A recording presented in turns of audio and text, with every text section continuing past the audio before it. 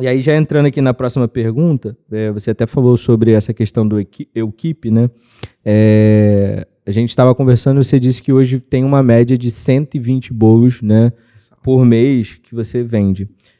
Como foi para você, né, esse crescimento, mesmo você sendo equipe, né? Como é que, desde quando você começou com bolozinho de pote pequeno, como você foi administrando esse crescimento de sendo, né, Equipe, né? Equipe é aquele que faz tudo, né?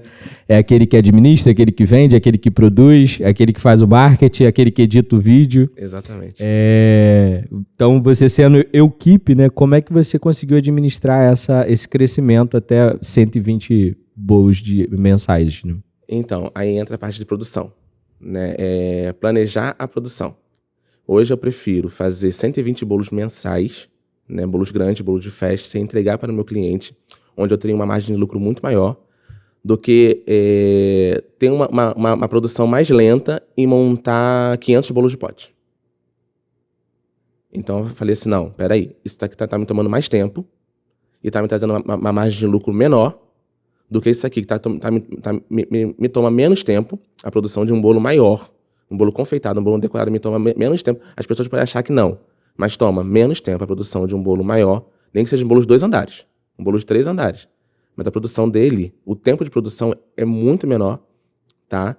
E o lucro é muito maior do que eu produzir bolo de pote para vender. Porque o bolo de pote eu vou produzir e vou ter que anunciar, eu vou ter que sair para vender, eu vou ter que sair para entregar. Então me demanda mais tempo. E eu vou te ser bem sincero, produzir bolo de pote é um saco. Olha, eu vou te falar. Tem gente que me pede, de vez em quando, Pablo, um bolo de pote. Pablo, um copo da felicidade. Cara, eu atendo o cliente. Uhum. Eu atendo. Mas assim, não com raiva, não com nada. Eu atendo, mas eu falo assim, caraca, eu já passei dessa fase. Eu já passei dessa fase. Tanto que o meu planejamento de voltar, de ter uma loja física e voltar a atender esses clientes, é justamente isso. Eu continuar com a produção de bolos para festas e eventos, bolos grandes, encomendas grandes, e colocar pessoas para trabalhar na produção de pronta entrega.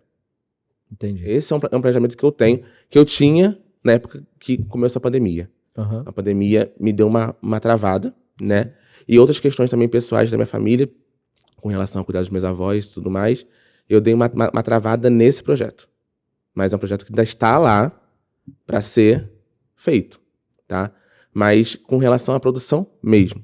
Então, o ponto de partida foi, não, eu prefiro produzir para eventos, prefiro produzir para festas, né? Aumentar o meu lucro do que aumentar a minha produção.